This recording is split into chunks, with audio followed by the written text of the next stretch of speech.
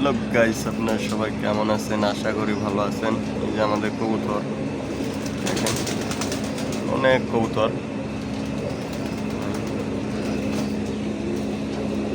করে।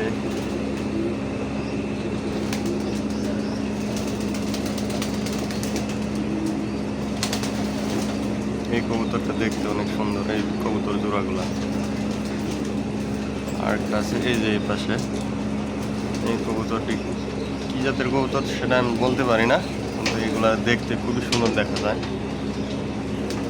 আর এগুলা লোকা দেশি কবুতর আছে দেখুন।